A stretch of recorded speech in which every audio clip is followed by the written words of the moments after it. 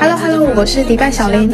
哇，看到这么大的前院，还有这么壮观的豪宅，我都兴奋啦！那今天大家来看的是土豪的豪宅究竟长什么样子，绝对是豪宅中的豪宅。它的占地面积在1400平米左右，建筑面积在2100平米。那首先映入眼帘的就是知名的亚特兰蒂斯，还有无边际的棕榈岛海岛的景观啦，还有自己私家的泳池，再也不用跟别人共享泳池游泳啦。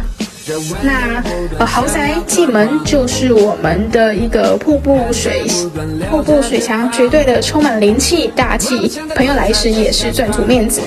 那整个客厅还有我们的餐桌的部分都是360度无死角的，能看到海景。我想肯定比巴厘岛、长滩岛、巴干岛更有度假的氛围吧。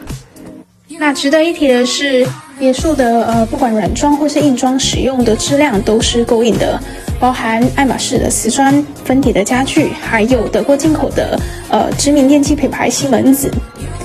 那整个别墅是分为4层，包含居层的地下室作为健身房，还有我们的桑拿室。那还有我们1楼的客厅以及餐桌的部分。那另外2层就是我们的房间啦。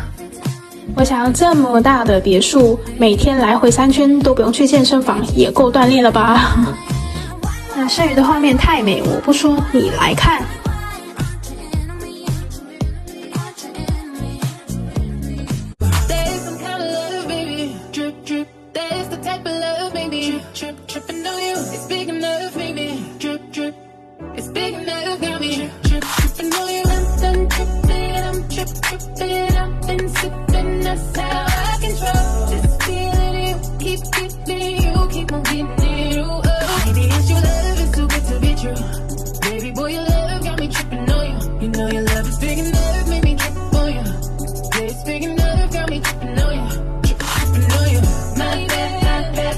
那这套豪宅因为房东资金原因，所以决定出售。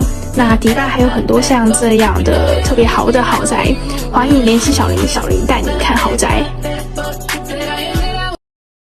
小红书